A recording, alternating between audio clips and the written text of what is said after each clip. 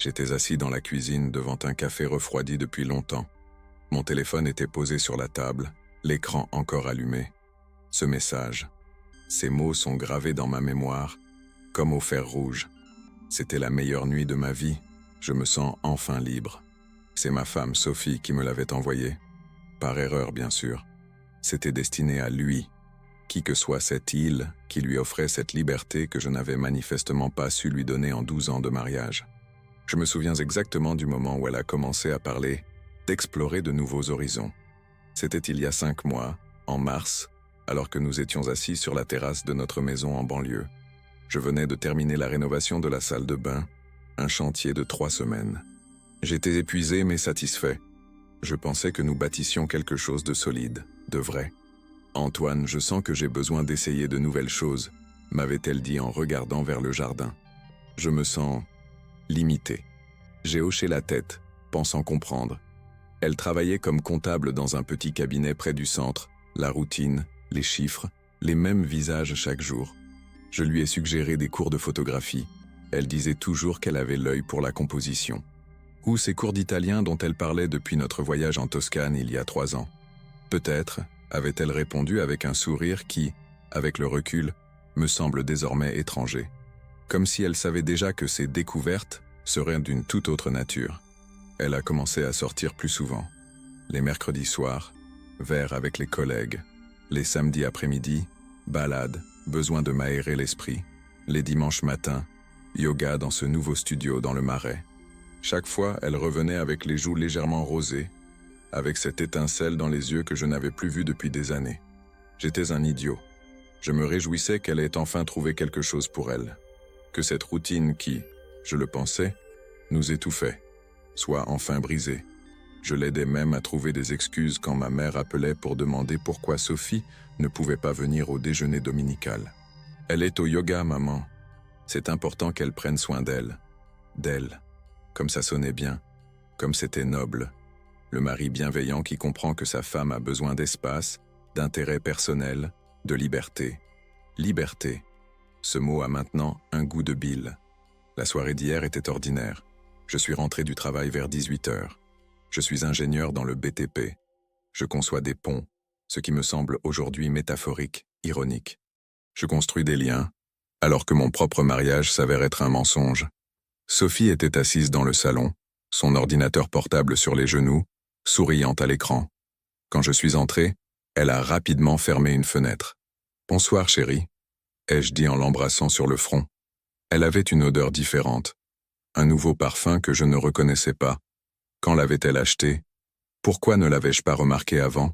« Salut », répondit-elle, la voix lointaine. « Tu es fatigué? »« Un peu, et toi? Qu'est-ce que tu as fait? » « Rien de spécial.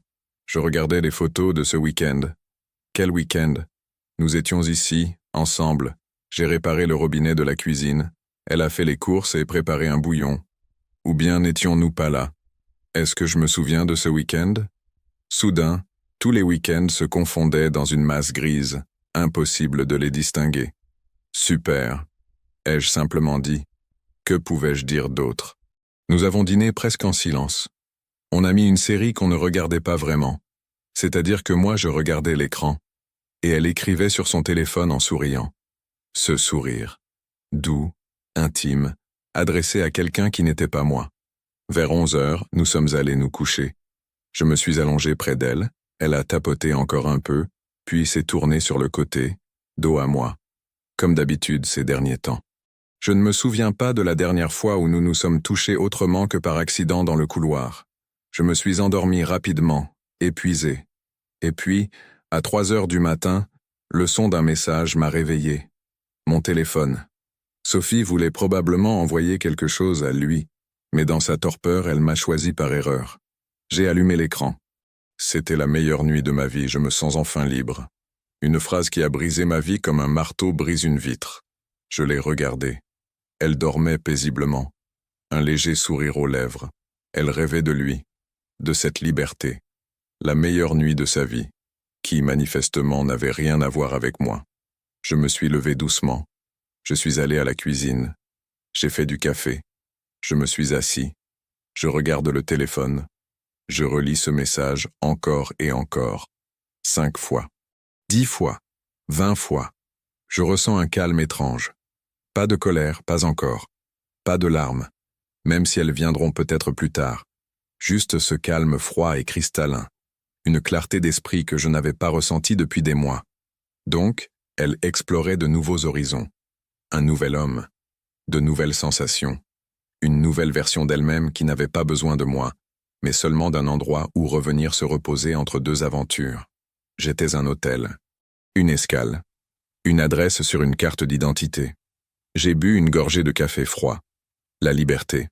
Elle parle de liberté. Bientôt, elle saura quel goût a la vraie liberté. Ma liberté. La liberté loin des illusions, du rôle de l'imbécile, de cette comédie où tout va bien. Parce que sa liberté s'arrête ici, à cette table, à l'aube, quand son mari, le stupide et aveugle Antoine, ouvre enfin les yeux. Et ma vengeance, elle ne fait que commencer. Je ne suis pas allé travailler. Pour la première fois en 8 ans, j'ai appelé le matin pour dire que j'étais malade. Je n'ai pas menti. Je me sentais malade, mais pas de la grippe. Sophie s'est levée à 7 heures, comme d'habitude. Elle a pris sa douche, s'est maquillée avec plus de soin que d'ordinaire. Pour qui si elle allait juste à la compta? Et elle est sortie, m'embrassant rapidement sur la joue. Elle n'a même pas remarqué que je ne me préparais pas à partir. À ce soir, a-t-elle lancé depuis la porte. Salut, ai-je répondu. Quand sa voiture s'est éloignée de la maison, j'ai ressenti un vide étrange. Cette maison m'a soudain semblé étrangère. Les photos au mur, notre mariage à Honfleur, les vacances à la montagne, les fêtes chez mes parents. Tout cela ressemblait désormais à un décor de théâtre. Des acteurs jouant le couple heureux. J'ai commencé par son ordinateur portable.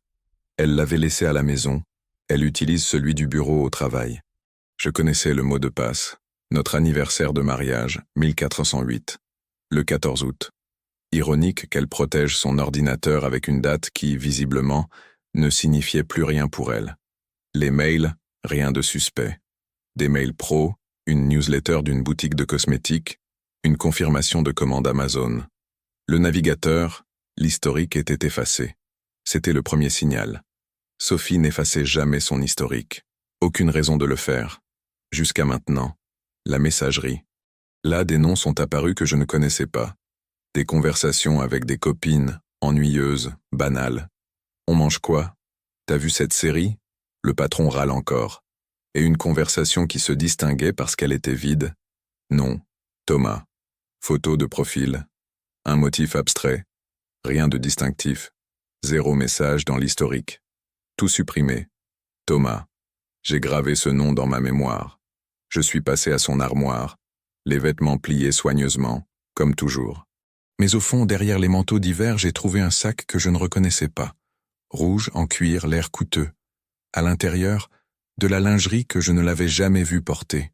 Noire, en dentelle, avec encore les étiquettes. C'était sa taille. Prix, 150 €. Quand avait-elle acheté ça? Avec quel argent? Je vérifiais notre compte commun chaque mois. Il n'y avait jamais eu de telles dépenses. Elle devait avoir un second compte. Où elle recevait de l'argent de lui, retour à l'ordinateur, compte bancaire. Je me suis connecté au nôtre. Tout semblait normal. Salaire, courses, factures, essence. Mais ensuite, j'ai remarqué une tendance. Chaque mercredi, depuis 5 mois, un retrait d'espèces au distributeur. 100 €. Toujours au même endroit. Un distributeur près du métro Opéra. J'ai vite calculé. 5 mois, 4 mercredis par mois. Ça faisait presque 2000 €. Pourquoi?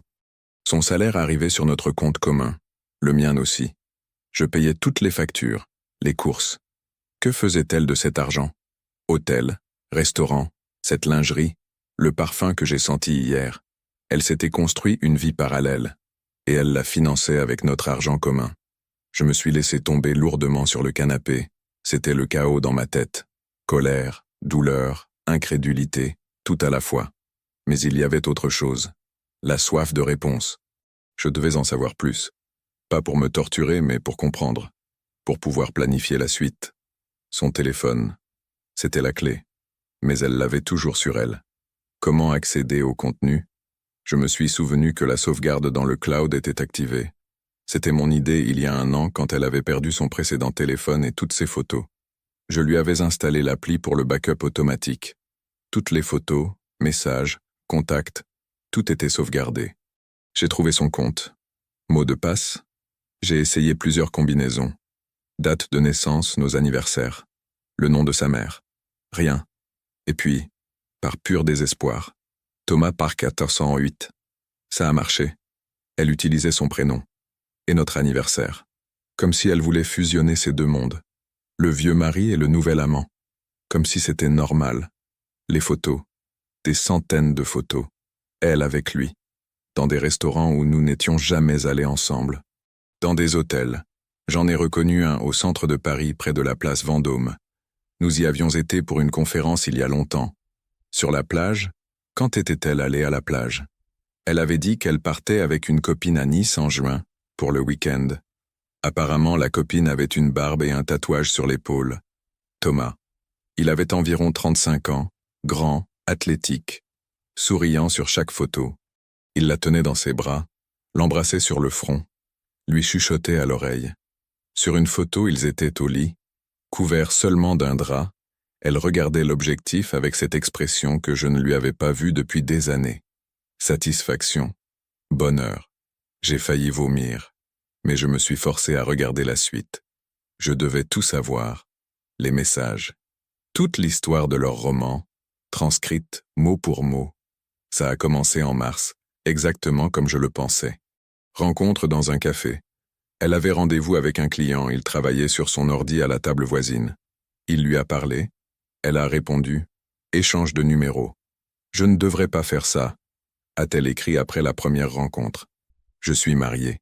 La vie est trop courte pour vivre dans le malheur, a-t-il répondu. Le malheur. C'est ainsi qu'elle percevait notre mariage. Le malheur. J'ai continué à lire. Leur première fois à l'hôtel, elle décrivait tout sans épargner les détails. Ce qu'elle ressentait, ce qu'il faisait, ce qu'elle disait. Chaque message était comme un couteau enfoncé un peu plus profondément. Mon mari ne se doute de rien, écrivait-elle en avril. Il est tellement occupé avec ses ponts qu'il ne voit pas que le sien est en train de s'effondrer. C'est ainsi qu'elle se moquait de moi, de mes ponts, de mon travail, de mon aveuglement. Quand est-ce que tu divorces? A écrit Thomas en mai. Bientôt. Je dois tout bien planifier. Je ne veux pas perdre la maison. La maison. Notre maison. Achetée ensemble il y a 7 ans. Pour laquelle nous payons tous les 2 le crédit. Que j'ai rénové de mes propres mains. Chaque mur, chaque lampe, chaque clou planté en pensant bâtir notre avenir. Elle voulait me la prendre. Petite maligne, a-t-il répondu. Ne te laisse pas dépouiller. Dépouiller. Moi. C'est moi qui devais la dépouiller. J'ai tout lu jusqu'à la fin. Le dernier échange datait d'hier soir. C'était la meilleure nuit de ma vie. Lui a-t-elle écrit. Je me sens enfin libre. Ce n'est que le début, mon chat. Bientôt on sera ensemble pour toujours. Pour toujours. Il planifiait l'avenir. Pendant que je réparais le robinet en pensant que tout allait bien. J'ai fermé l'ordinateur. Je suis resté assis dans le silence. Dehors, il commençait à pleuvoir. J'entendais les gouttes frapper la vitre, rythmiques, apaisantes. Mais en moi, c'était la tempête. Je savais tout désormais. Qui il était, depuis combien de temps, ce qu'il prévoyait. Maintenant, je devais décider quoi faire. J'aurais pu provoquer une confrontation, crier, pleurer, exiger des explications. J'aurais pu rassembler ses affaires et la mettre à la porte. J'aurais pu aller voir un avocat, porter plainte, me battre pour les biens. Mais c'était trop simple, trop prévisible. Sophie voulait la liberté, voulait une nouvelle vie. Elle voulait la maison, l'argent, Thomas, et tout ça sans conséquence. Elle n'aura rien de tout ça. Elle aura quelque chose de complètement différent. Elle recevra une leçon qu'elle n'oubliera jamais. Parce que je suis ingénieur, je construis des ponts. Je comprends les structures, l'équilibre, les points de rupture. Je sais comment construire quelque chose. Et je sais exactement comment le détruire. J'ai commencé à planifier. Le plan devait être impeccable. Je ne voulais pas simplement prouver que je savais. C'était insuffisant. Je voulais qu'elle ressente exactement ce que j'avais ressenti, ce choc, ce monde qui se fend en deux, cette naïveté qui se transforme en clarté amère. La première chose que j'ai faite, c'est de tout documenter. Chaque photo, chaque message, chaque reçu. J'ai fait une copie intégrale du cloud. Je ne pouvais pas imprimer, je ne voulais pas laisser de traces dans la maison. Mais j'ai tout enregistré sur un disque crypté que j'ai caché à mon bureau. Les jours suivants, j'ai agi normalement. Lever, boulot, retour le soir. Comment s'est passée ta journée? Dîner, télé. Sophie n'a rien remarqué. Pourquoi l'aurait-elle fait? J'étais le même que toujours, le prévisible et ennuyeux Antoine. Mais à l'intérieur, ça bouillonnait.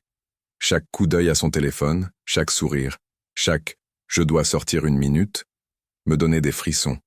Pas de colère, pas encore. De l'attente. Parce que je savais que bientôt tout allait changer.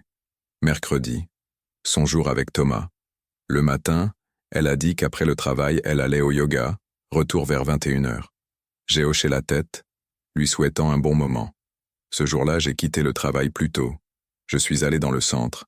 Je me suis garé près de l'hôtel, à 2 pas de la place Vendôme. C'est là qu'ils se voyaient le plus souvent, d'après les photos et les messages. Le jeudi était leur jour habituel, mais je vérifiais s'ils n'avaient pas changé de programme. Pas besoin. À 18h30, je les ai vus. Ils entraient ensemble, main dans la main. Sophie riait de quelque chose qu'il avait dit. Elle portait la robe que je lui avais offerte pour son dernier anniversaire.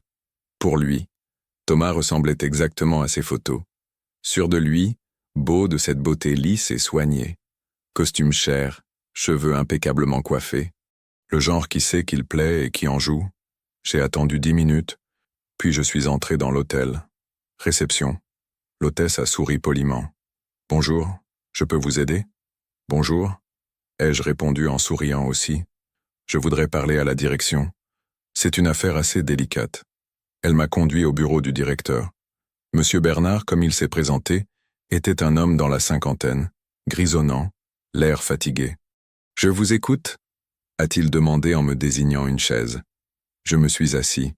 J'ai sorti mon téléphone et lui ai montré une des photos de Sophie et Thomas dans cet hôtel. Très intime. Ma femme, ai-je dit calmement, et son amant. Ils se retrouvent ici régulièrement, les mercredis ou jeudis. Je comprends. C'est un hôtel, pas un monastère. Les gens font ce qu'ils veulent. Mais il y a un problème. Elle et son partenaire utilisent notre carte de crédit commune pour payer les chambres. Monsieur Bernard a froncé les sourcils. Qu'est-ce que ça veut dire? Ça veut dire que je finance leurs ébats, sans le savoir, ni donner mon accord. N'est-ce pas une forme d'escroquerie? Il a regardé la photo, puis moi. C'est une situation très désagréable, a-t-il dit lentement. Mais je ne sais pas comment nous pouvons. Je ne vous demande rien d'illégal, l'ai-je interrompu. Juste un petit service. La prochaine fois que ce couple réservera une chambre, et croyez-moi, ils le feront, probablement jeudi prochain, j'aimerais que vous me préveniez. Un appel, un message, n'importe quoi. Et je voudrais pouvoir venir ici, dans cette chambre, avec la documentation nécessaire. Une procédure de divorce exige des preuves flagrantes. Ce n'était pas vrai. Je n'avais pas besoin de flagrant délit. J'avais déjà toutes les preuves possibles. Mais je voulais qu'ils pensent que c'était une vengeance standard, prévisible. Monsieur Bernard a hésité. J'ai vu de la compassion dans ses yeux. J'ai une fille, a-t-il dit finalement. Elle a votre âge. Si une chose pareille lui arrivait, je voudrais aussi. Laissez-moi votre numéro. Je vous tiendrai au courant. J'ai remercié, et je suis sorti. Première étape accomplie. Mais ce n'était qu'un échauffement. Le lendemain, je suis allé sur le lieu de travail de Thomas. D'après les messages, je savais qu'il travaillait dans une agence de marketing quelque part dans le centre. Un petit bureau, peut-être 20 personnes. Le site de l'entreprise montrait leur équipe. Thomas y était, souriant, avec le titre de directeur de clientèle. Je ne suis pas entré. Je me suis garé de l'autre côté de la rue et j'ai attendu. À 17h, les employés ont commencé à sortir. Thomas est sorti à 17h30, seul, au téléphone. Il est monté dans une Audi A4 noire, flambant neuve. Je me demande comment il l'entretient avec un salaire de directeur de clientèle. Je l'ai suivi. Je gardais une distance de sécurité. Je ne voulais pas qu'il me remarque. Il conduisait avec assurance, sans se presser. Il est arrivé à son appartement dans un beau quartier, quelque part dans le 16e, un endroit cher. Un immeuble haut, moderne, avec gardien et digicode. Je me suis garé et j'ai observé. Au bout d'un moment, la lumière s'est allumée au 5e étage, 3e fenêtre à droite. Son appart. Je savais désormais où il travaillait, où il vivait, ce qu'il conduisait. Je suis rentré. Sophie était déjà là, allongée sur le canapé avec un livre. Elle m'a regardé. T'as été long. Coincé dans les bouchons. Ai-je menti?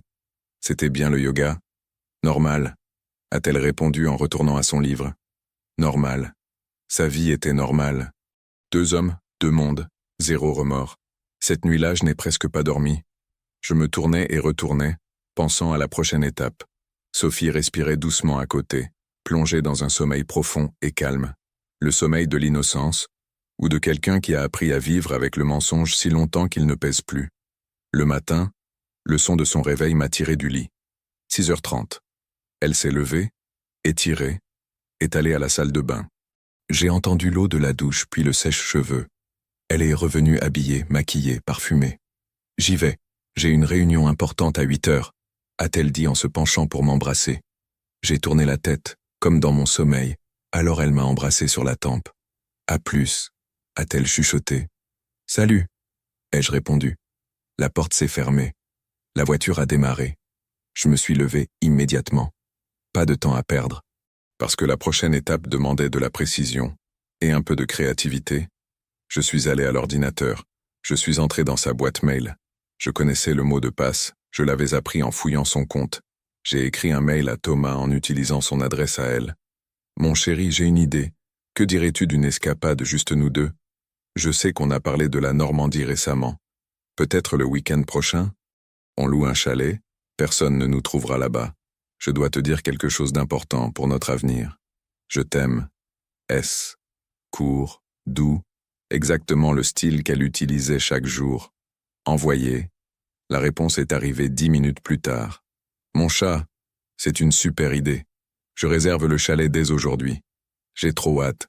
Qu'est-ce que tu veux me dire? T. J'ai souri. Il était intéressé. Impliqué. Parfait.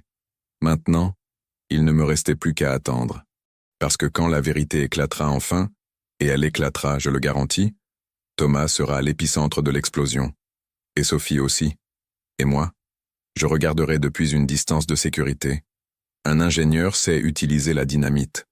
Il ne la place pas au hasard. Il la place avec précision dans les nœuds constructifs, là où l'effondrement sera le plus spectaculaire. C'est exactement l'effondrement que je planifie. Et ils ne savent même pas que la mèche est déjà allumée. Si cette histoire t'a plu, abonne-toi, mets un like et écris dans les commentaires ce que tu penses de la situation d'Antoine. Sa vengeance est-elle justifiée? Thomas a répondu avec enthousiasme au mail. Il a réservé un chalet en Normandie pour le week-end à venir. Il a envoyé les détails, adresse, photos, toute la vision romantique. Ce sera parfait, mon amour. Juste nous, la forêt et le silence. Parfait. Oui, ce sera parfait. Mais pas pour eux. Je devais agir vite. Jeudi soir, Sophie est rentrée à la maison inhabituellement excitée. Je l'ai remarqué tout de suite. Cette lueur dans les yeux. Cette façon de ne pas tenir en place. Tout va bien? Ai-je demandé, feignant l'intérêt. Oui, bien sûr, a-t-elle répondu, mais je voyais qu'elle cachait quelque chose. Écoute, Antoine, on m'a proposé un déplacement professionnel ce week-end. Un client important, 2 jours de séminaire à Lyon. Je sais, c'est soudain, mais... Vas-y, l'ai-je coupé en souriant. C'est une super opportunité, t'inquiète pas pour moi. Elle m'a regardé avec surprise. Elle s'attendait sûrement à des protestations, des questions, des difficultés. Vraiment? Ça ne te dérange pas? Bien sûr que non, ta carrière est importante, et puis, je vais peut-être enfin m'occuper de ce rangement dans le garage dont je parle tout le temps. Elle a souri, visiblement soulagée. Elle s'est approchée et m'a pris dans ses bras. Merci d'être aussi compréhensif. Compréhensif, si seulement elle savait. Cette nuit-là, je suis resté allongé près d'elle, écoutant sa respiration. Elle dormait paisiblement, sans remords. Et moi, je planifiais chaque détail. Vendredi matin, quand Sophie est partie travailler, j'ai appelé un pote de fac.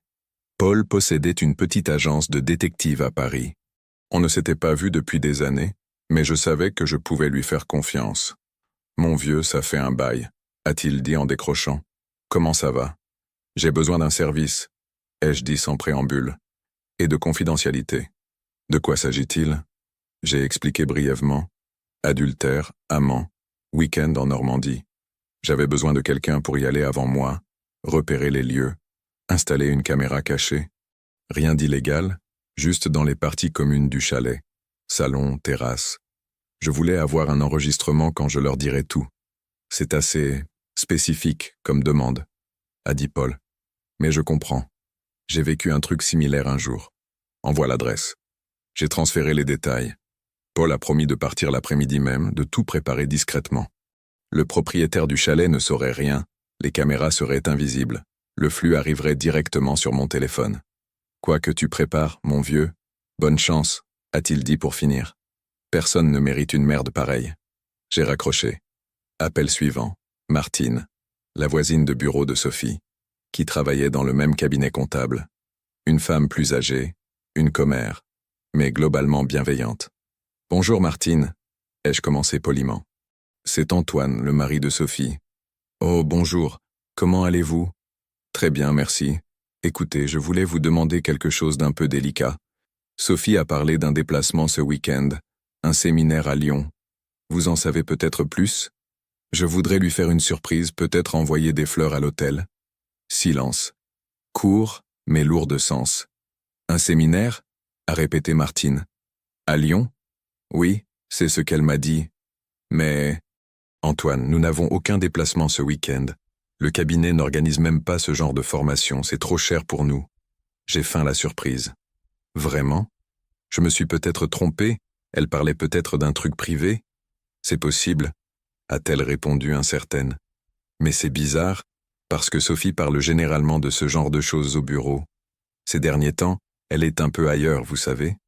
J'ai remarqué, ai-je dit doucement. Je pense qu'elle travaille beaucoup, elle est stressée. Mais merci pour l'info, Martine. De rien, mon cher. Et vous savez, si quelque chose ne va pas, prenez soin de vous. Les femmes parfois, enfin, vous savez. Je savais. J'ai remercié encore et raccroché. Maintenant, Martine allait observer Sophie plus attentivement. Elle allait noter les détails, en parler aux autres collègues, et les rumeurs vont vite dans ces petites boîtes. Quand tout éclatera, Sophie ne pourra pas se cacher derrière des mensonges. Tout le monde saura déjà que quelque chose clochait. Samedi matin, Sophie faisait sa valise. Je voyais avec quel soin elle choisissait ses vêtements, ceux, nouveaux, qu'elle ne portait jamais devant moi. Cette lingerie en dentelle, le parfum. Tu veux que je te dépose à la gare? Ai-je demandé. Non, merci. J'ai une voiture de société, on passe me prendre. Évidemment. Thomas. Elle m'a embrassé pour me dire au revoir. Je vais te manquer, a-t-elle dit avec un sourire. Tu me manqueras, ai-je répondu. Et je n'ai pas menti. La femme que je croyais connaître allait me manquer. Le mariage que je pensais avoir allait me manquer. Mais elle, cette étrangère qui détruit 12 ans de vie commune sans remords, non. Quand elle est partie, j'ai attendu 1 heure. Puis j'ai pris ma voiture et j'ai filé vers la Normandie. La route m'a pris presque 3 heures. La campagne, puis une route étroite à travers les bois et au bout, un chalet en bois caché entre les pins. Je me suis garé à 1 kilomètre dans la forêt pour qu'ils ne voient pas ma voiture. Paul m'a envoyé un SMS. Tout est prêt, les caméras tournent. Bonne chance. J'ai attendu. Le soleil se couchait, l'étang scintillait sous les derniers rayons. La forêt était calme, seul le vent bruissait dans les cimes. Ce calme que je trouvais apaisant autrefois me semblait maintenant sinistre. À 20 heures, ils sont arrivés. Je les voyais à travers les arbres. Thomas portait la valise, Sophie riait de quelque chose. Ils se tenirent la main. Ils ressemblaient à un couple de pubs, parfait, heureux. Je leur ai laissé 1 heure. Qu'ils s'installent, qu'ils se sentent en sécurité. Puis j'ai avancé sur le sentier vers le chalet. La porte était entr'ouverte. J'entendais leur voix à l'intérieur, des rires, le tintement des verres. Ils célébraient la liberté, l'amour, l'avenir. J'ai frappé. Silence. Un silence soudain, épais. « Qui est là ?» a crié Thomas. Je n'ai pas répondu. J'ai frappé à nouveau. Des pas. La porte s'est ouverte plus grand. Thomas était sur le seuil, un verre de vin à la main, le sourire figé. « Qu'est-ce que je peux ?» a-t-il commencé, mais il s'est tu, parce qu'il m'a vu, et il a vu quelque chose dans mes yeux. « Salut !» ai-je dit calmement. « Je m'appelle Antoine. Je suis le mari de Sophie. Son visage a blêmi. On peut parler? Ai-je ajouté en entrant sans attendre d'invitation. Dans le salon, je l'ai vue. Sophie. Elle se tenait près de la cheminée, un verre à la main, dans cette robe que je lui avais achetée il y a 1 an. Elle m'a regardé, et dans ses yeux j'ai tout vu. Le choc, la peur, le désespoir. Antoine, a-t-elle chuchoté. Qu'est-ce que tu... Comment je vous ai trouvé? Ai-je fini pour elle. J'ai souri. C'est simple. J'ai envoyé un mail à Thomas depuis ton compte. L'idée du week-end, c'était moi. Thomas a regardé Sophie, puis moi. C'est une sorte d'erreur, a-t-il balbutié. Nous sommes ici. Oh, je vous en prie, l'ai-je coupé. N'insultons pas notre intelligence mutuelle. Je sais tout. Depuis quand ça a commencé, où vous vous voyiez, ce que vous planifiez. La maison, le divorce, l'avenir ensemble. J'ai les photos, les messages, les reçus. Tout. Silence. Épais comme du goudron. Sophie s'est effondrée sur une chaise. Qu'est-ce que tu vas faire? Je l'ai regardée. Cette femme étrangère. Cet inconnu. Ce que vous n'oublierez jamais, ai-je répondu. Et là, j'ai commencé à parler. Asseyez-vous, ai-je dit en désignant le canapé. Ça va prendre un peu de temps. Thomas n'a pas bougé. Il restait immobile, comme s'il hésitait entre fuir ou se battre. Mais dans ses yeux, je voyais qu'il savait. Fuir ne servirait à rien. J'étais là. La vérité était là. Sophie s'est assise lentement, posant son verre sur la table. Ses mains tremblaient. Je ne crie pas, ai-je commencé calmement. Je ne ferai pas de scène. Je ne vais pas te frapper, Thomas, même si tu le mérites probablement. Je ne vais pas te traiter de salope, Sophie, même si le mot me brûle les lèvres. Au lieu de ça, je vais juste exposer les faits. J'ai sorti mon téléphone. Je leur ai montré l'écran. Capture d'écran de leurs messages, photos, détails des rencontres à l'hôtel. Tout a commencé en mars. Café rue de Rivoli. Toi, Thomas, tu as abordé ma femme. Échange de numéros. Premier rendez-vous 1 semaine plus tard. Le suivant à l'hôtel. Puis régulièrement les mercredis ou jeudis, pendant 5 mois. J'ai fait défiler. Tu lui décrivais notre mariage comme une prison. Tu disais que j'étais ennuyeux, prévisible, que mes ponts comptaient plus que toi. Vous planifiez l'avenir. Divorce, partage des biens, vie commune. Tout joliment orchestré. Sophie a baissé la tête. Thomas regardait ses chaussures. Tu as quelque chose à dire? Lui ai-je demandé à elle. Elle gardait le silence. Sophie? Ai-je insisté. Pardon, a-t-elle fini par chuchoter. Je ne voulais pas. C'est arrivé comme ça. J'ai ri. Pas de joie, d'amertume. C'est arrivé comme ça. Comme si c'était un accident. Comme si tu avais trébuché et atterri dans ses bras. 1 fois, 2 fois, 30 fois. Non, Sophie.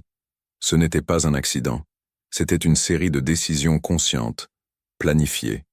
Chaque message, chaque mensonge, chaque rencontre, tout était prémédité.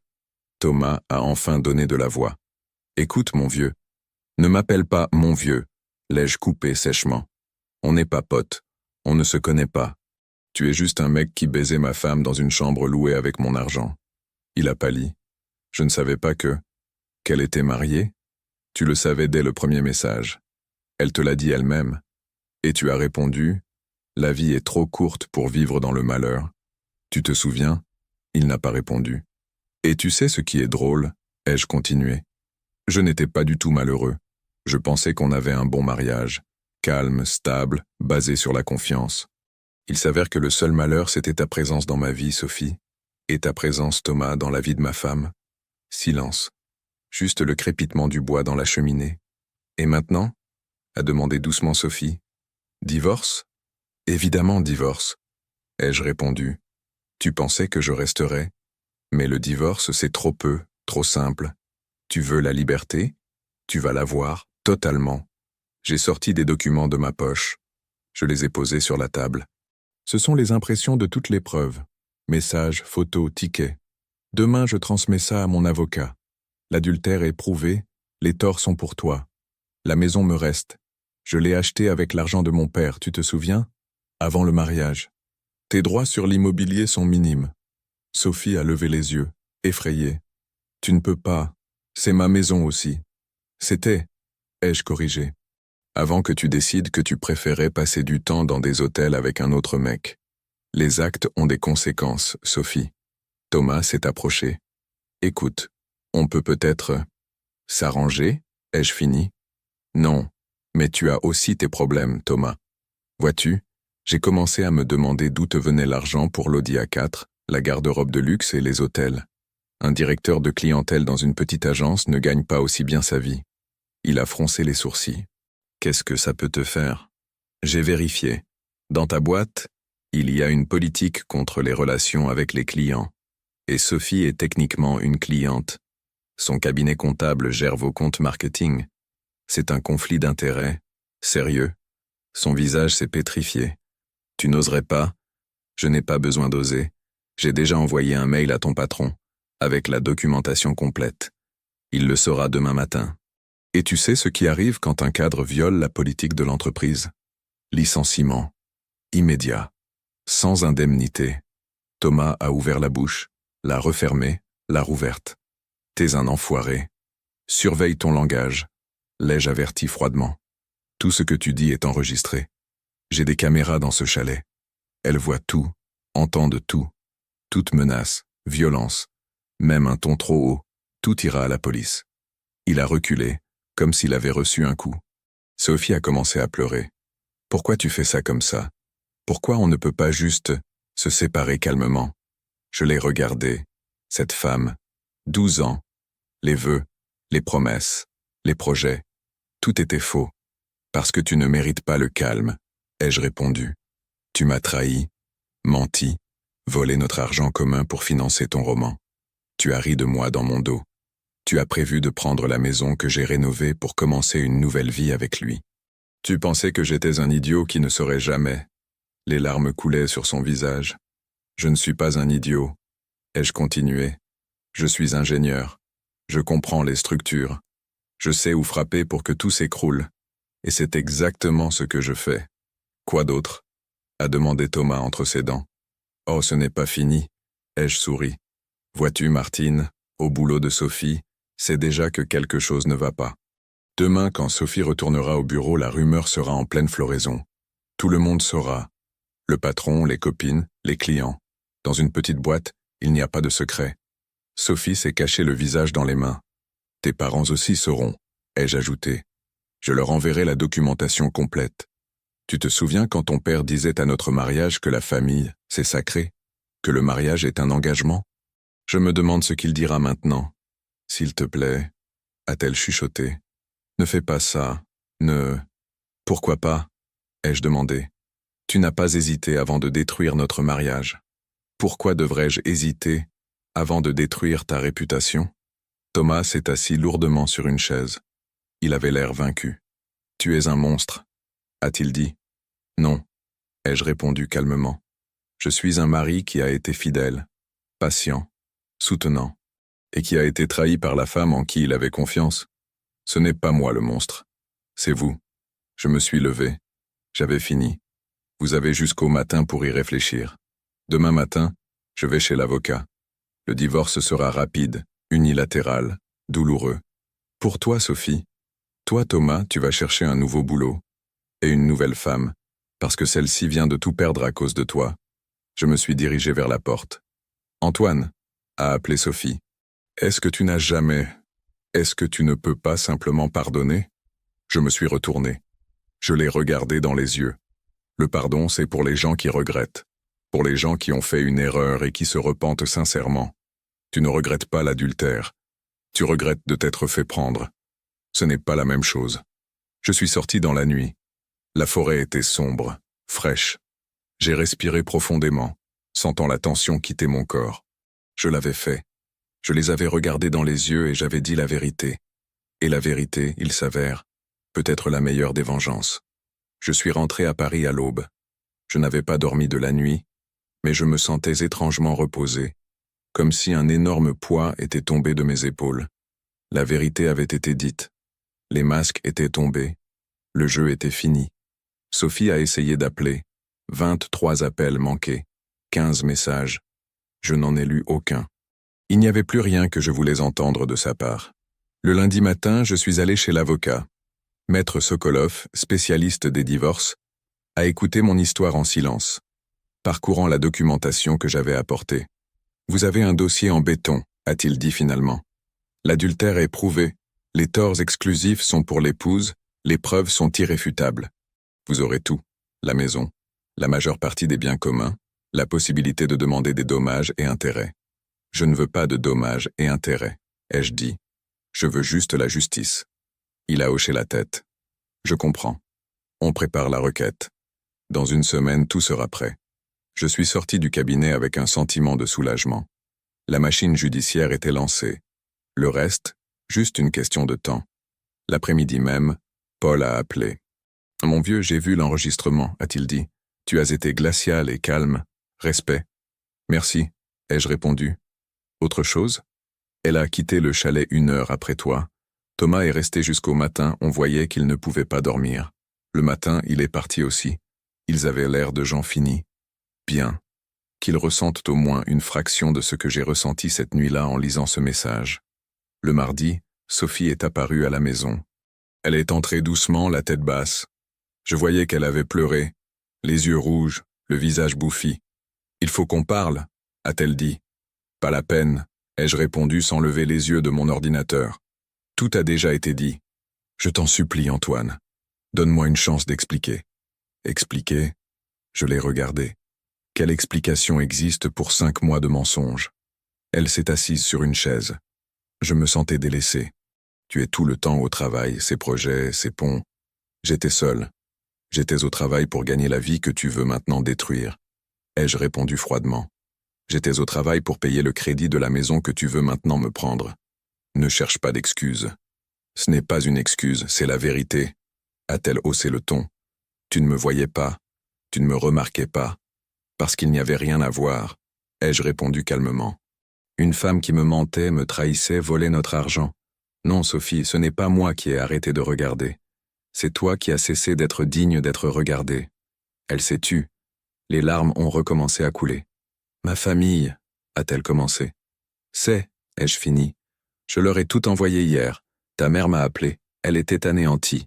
Ton père n'a pas voulu parler. Je pense que tu es officiellement déshéritée. Son visage a blêmi. Tu ne pouvais pas. Il ne devait pas savoir. Il devait, l'ai-je coupé. Parce que quand tu présenteras ta version, où tu es la victime d'un mari inattentif, ils sauront la vérité. Pas de mensonge, pas de manipulation, juste les faits. Elle s'est levée, vacillante. Je te hais. Parfait, ai-je répondu. Au moins, maintenant tu es sincère. Elle est sortie en claquant la porte. C'était la dernière fois que je la voyais dans cette maison. Mercredi, Paul m'a envoyé un message. Thomas est viré, comme tu l'avais dit. Conflit d'intérêts, violation de la politique interne, sans indemnité. J'ai souri, pas de joie, de satisfaction que le plan fonctionne. Jeudi, j'ai rencontré M. Bernard de l'hôtel. Il m'a montré les factures, Sophie et Thomas avaient réservé la chambre 18 fois en 5 mois. Chaque note était en moyenne de 200 €. Au total, presque 4 000 €. Vous pouvez utiliser ça au tribunal ? A-t-il demandé. Bien sûr, ai-je répondu. C'est la preuve d'un détournement systématique des fonds conjugaux. Nous nous sommes dit au revoir. Encore une pièce du puzzle en place. Vendredi, une lettre est arrivée, de Sophie. Elle écrivait qu'elle regrettait, qu'elle avait fait une erreur, qu'elle voulait réessayer depuis le début, qu'on pouvait aller en thérapie, tout réparer. Je l'ai déchiré en 2. Pas en petits morceaux, ça aurait été trop émotionnel. Juste en 2, net, précis. Et je l'ai jeté à la poubelle. On ne peut pas réparer ce qui a été intentionnellement détruit. On ne peut pas bâtir la confiance sur les ruines de la trahison. Le week-end, j'étais calme. J'ai lu un livre, regardé un film, fait une longue promenade le long de la Seine. Les gens passaient près de moi, des couples, des familles, des joggeurs solitaires. Chacun avec son histoire, ses problèmes. Je me suis senti partie intégrante de quelque chose de plus grand, d'un monde qui existe hors de mon mariage, hors de la trahison, hors de la douleur. La vie continue. Peu importe ce qui s'est passé. Lundi matin, l'avocat a appelé. La requête est prête, on peut déposer. On dépose, ai-je répondu. Encore une chose, a-t-il ajouté. L'avocate de votre épouse m'a appelé, sa représentante. Ils veulent se négocier. Il n'y a rien à négocier, ai-je dit. Les conditions sont claires. Divorce pour faute, la maison pour moi, partage des biens selon la loi. Elle propose un accord à l'amiable. Elle renoncera à toutes ses prétentions si vous ne rendez pas publiques les preuves de l'adultère. J'ai ri. Non. Vous êtes sûr? Absolument. La vérité doit sortir. Je n'ai pas rassemblé toutes ces preuves pour les cacher maintenant. Que le monde sache qui elle est. Je comprends. Je transmets la réponse. J'ai raccroché. J'ai regardé par la fenêtre. Paris s'étendait devant moi. Gris, immense, indifférent aux drames humains. Quelque part là-bas, dans cette mégalopole, Sophie essayait de recoller les morceaux de sa vie. Thomas cherchait un nouveau travail.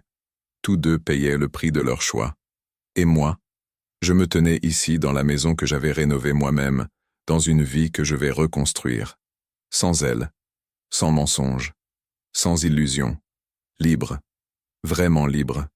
Parce que la liberté, ce n'est pas la trahison. La liberté, c'est la vérité. Et la vérité, personne ne peut me l'apprendre. Si tu veux savoir comment va évoluer la vie d'Antoine, abonne-toi absolument. Mets un like à la vidéo et écris dans les commentaires. Antoine a-t-il bien agi ou est-il allé trop loin? Ton avis compte.